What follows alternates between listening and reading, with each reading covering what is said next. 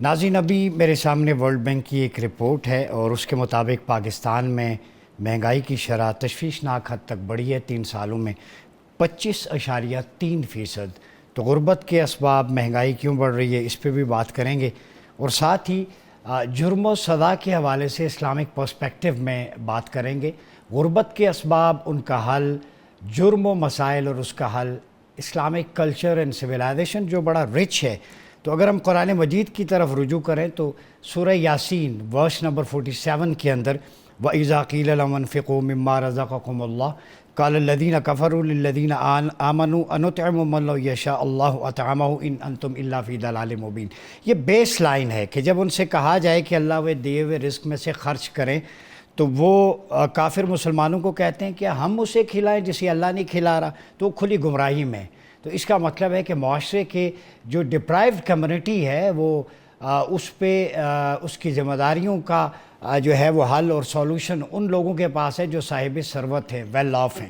تو ان کو اپنے رزق میں سے جو انہیں اللہ نے دیا ہے اور امانت ہے، اس میں حق ہے ان لوگوں کا، وفی اموالہم حق للسائل والمحروم، کہ ان کے مال میں ان لوگوں کا حق ہے جو دو طبقات ہیں، ایک سائلین اور ایک محرومین۔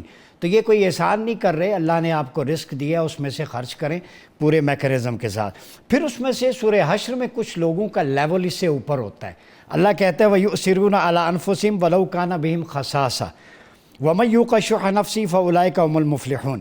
کچھ ایسے ہوتے ہیں کہ جو اپنی ذات پر دوسروں کو ترجیح دیتے ہیں، پریفرنس۔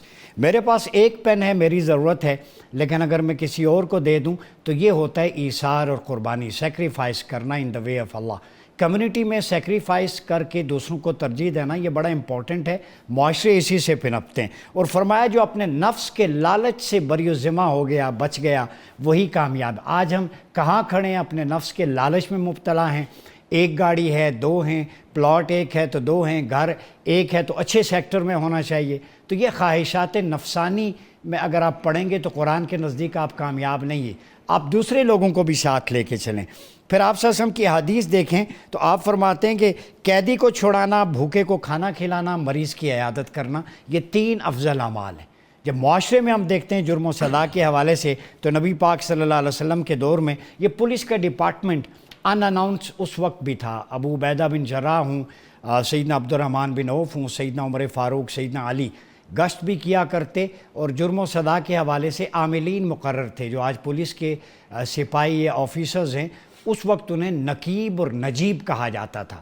پھر سیدنا عمر فاروق کے دور میں آپ کو یاد ہوگا 43 جو ہے ان کے ریفارمز ہیں، جو عمر لاز ہیں ویسٹ میں، ویسٹ اسی پہ چل رہا ہے بہت ساری چیزیں۔ سیدنا عمر نے پولیس کو ایک ڈپارٹمنٹ کا درجہ دیا، اور اس میں یہ ہوتا تھا، پولیس کی ذمہ داریاں یہ ہوتی تھی کہ جہاں پہ بھی جرم ہوا ہے اس کو سننا اور اس کی بروقت وہیں پہ سزا دینا، اور یہی نہیں بلکہ ویلفیئر کا کام کرنا، لوگوں کی داد رسی کرنا، لوگوں کو فیسیلیٹیٹ کرنا ڈور سٹیپ پہ۔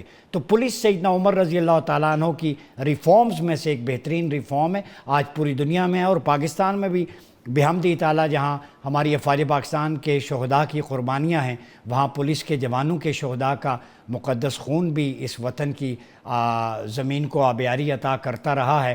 اور جہاں پہ جرم کی بات ہو تو پولیس والے اپنا سینہ ڈٹ کے کھڑے رہتے ہیں، اور انفارچونیٹلی بہت کم بات ہوتی ہے پولیس آفیسرز پہ ان کی جو کارکردگی ہے اس کے حوالے سے۔ ہمیں وہ مقام دینا چاہیے، یہ ہمارے فیملیز میں سے ہمارے بھائی ہیں۔